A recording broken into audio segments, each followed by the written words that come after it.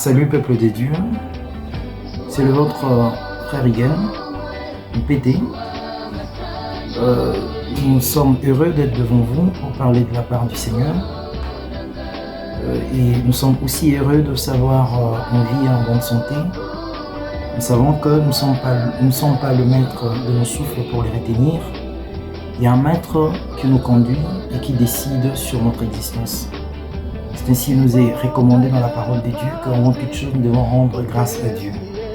C'est ainsi que nous lui rendons grâce, lui qui nous a accordé la bonne santé, il nous a accordé son souffle, il nous a épargné de toutes les réalités qui s'élèvent contre nous et il nous a accordé ces temps précieux d'être dans sa présence.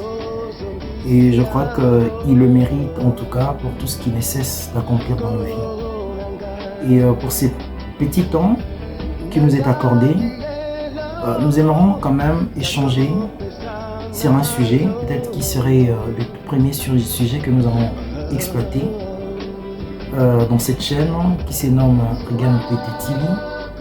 Le sujet que nous voulons exploiter serait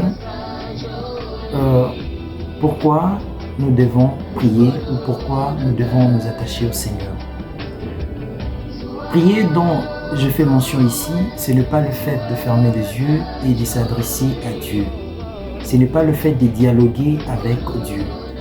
Mais prier ici serait le fait de chercher Dieu et de demeurer dans sa présence. Parce que vous le comprendrez avec moi qu'il y a des gens que nous avons connus dans nos églises, même ailleurs, qui autrefois ont servi Dieu, mais après ils ont fait naufrage, ils ont abandonné. Et nous nous posons un peu la question là-dessus, pourquoi ils ont abandonné? Cependant, il est écrit dans la parole que, comme l'apôtre Paul nous l'a dit, si nous espérons à quelque chose et que nous ne l'avons pas encore obtenu, nous devons alors espérer. C'est comme un enfant qui étudie, tant qu'il n'a pas encore obtenu son diplôme, il doit étudier. C'est que s'il arrête, c'est qu'il n'a pas compris l'objectif pour lequel il était parti à l'école. C'est qu'il était parti à l'école pour les diplômes, il ne pourra quitter l'école que le jour où il obtiendra ses diplômes.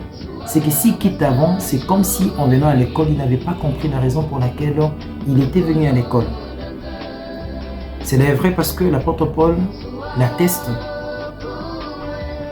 dans 1 Corinthiens chapitre 15. 1 Corinthiens chapitre 15, nous lirons le verset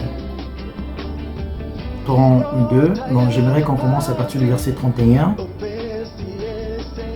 Nous allons descendre jusqu'au verset 32. Il dit ceci: chaque jour je suis exposé à la mort. Je l'atteste, frère, par la gloire dont vous êtes pour moi le sujet, en Jésus-Christ notre Seigneur. Si c'est dans cette vue humaine que j'ai combattu contre le peuple à Éphèse, quel avantage m'en revient-il? Si les morts ne ressuscitent pas, mangeons et buvons, car demain nous mourrons. Amen. L'apôtre Paul nous explique pour dire qu'il a eu à travailler, il a eu à combattre.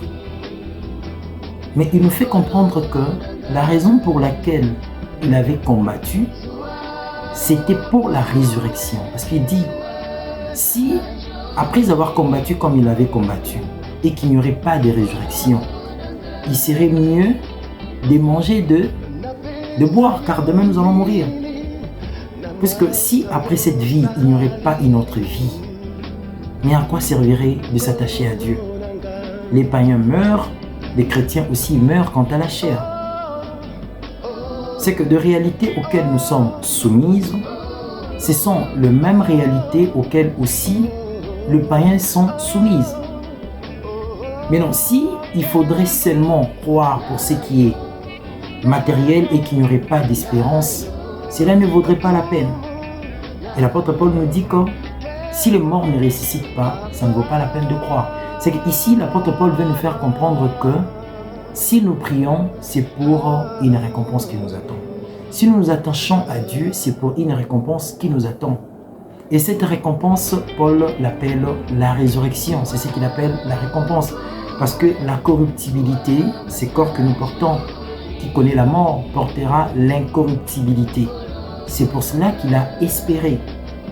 Il a aussi dit dans 2 Timothée, chapitre 2, 2 Timothée chapitre 2, nous lirons le verset 5. Il dit: et l'athlète ne pas couronné s'il n'a pas combattu suivant les règles. Donc l'athlète qui est en train de courir, il court pour une couronne. C'est que quand vous le voyez courir, il n'est pas en train de blaguer, il n'est pas en train de jouer. C'est pas comme les enfants qui courent, vous ne savez pas pourquoi ils courent. Parfois, ils ne connaissent pas pourquoi ils sont en train de courir. Mais l'athlète, quand il court pour un objectif. L'objectif de l'athlète, c'est d'avoir la couronne qui est devant lui. C'est ainsi, quand tu te lèves pour t'opposer à sa marche, l'athlète te mettra à côté. Parce qu'il sait pourquoi il est en train de courir. Comme l'apôtre Paul a dit aussi que je donne mes coups en connaissant ma cible. C'est qu'il sait ce qu'il est en train de faire. Et quand on connaît ce qu'on est en train de faire, on ne s'arrête pas. Malgré des épreuves, malgré des réalités, malgré des combats. Je vous cite l'exemple de Job. Job n'avait pas cru pour ce qui est seulement matériel. N'avait pas cru pour ce qui est matériel, pour ne pas dire pour ce qui est seulement matériel. Job a tout perdu. Même le diable savait que si Job perd tout ce qu'il a, même s'il touchera à sa santé, Job allait renoncer. Mais Job a gardé sa foi. C'est que Job ne voyait pas tout ça. Job voyait une récompense qui est derrière ce que nous sommes en train de voir. C'est ce qui a fait sa persévérance. C'est ainsi vous constaterez quand sa femme est venue vers lui pour lui demander d'insulter Dieu et de mourir. Job traitera sa femme d'insensé. Il lui dira: tu ne sais pas ce que tu me demandes de faire. C'est que Job comprenait qu'il y a une récompense. Comprenez quand il dit: je sais que même si ma chair retourne dans la poussière, mon Rédempteur est vivant, il se lèvera et mon œil le verra. C'est que Job, quand il dit mon œil le verra, c'est que Job est en train de voir une vie au-delà de celle qu'il avait. Or, cette vie qui est au-delà de celle qu'il avait, c'était pour cela que Job persévérait. C'était pour cela que Job persévérait. C'est que nous rencontrons aujourd'hui, il y a des gens qui prient par influence. Nous sommes nés dans une famille chrétienne. Nous sommes nés de parents qui priaient dans cette église. C'est là où j'ai trouvé mes parents. C'est là où mon mari m'a emmené. C'est là où mes amis partaient. C'est là où un homme influent, parce qu'il a de moyens, il a l'argent, il nous a emmenés. Et c'est là où nous commençons à fréquenter. C'est parce que dans cette église, ou là où je pars, on nous offre des opportunités. En étant là-bas, tu vas attraper un boulot. En étant là-bas, on va t'assister quand tu seras malade. En étant là-bas, tu as des opportunités qui sont matérielles. Et dès lors que ces opportunités ou ces intérêts physiques ne seront plus là, on voit des gens changer d'église, changer de croyance.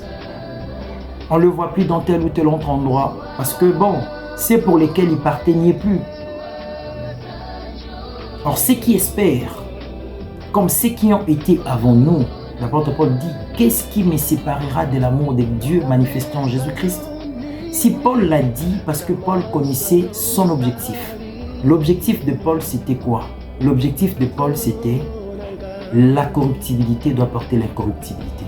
Tant que je n'ai pas espéré pour l'incorruptibilité, et tant qu'il n'avait pas encore obtenu cette incorruptibilité, il persévérait et il avait raison de persévérer. Et il est pour nous un modèle. Le modèle, c'est comme lui, comme il a visé cette incorruptibilité, nous aussi nous devons viser cette incorruptibilité. C'est que peu importe de réalités qui peuvent s'élever devant ma vie, peu importe de réalités qui peuvent se soulever sur mon chemin, ceci ne serait pas un obstacle pour moi. Je vais plutôt persévérer parce que c'est pour lequel j'ai espéré, c'est la vie éternelle.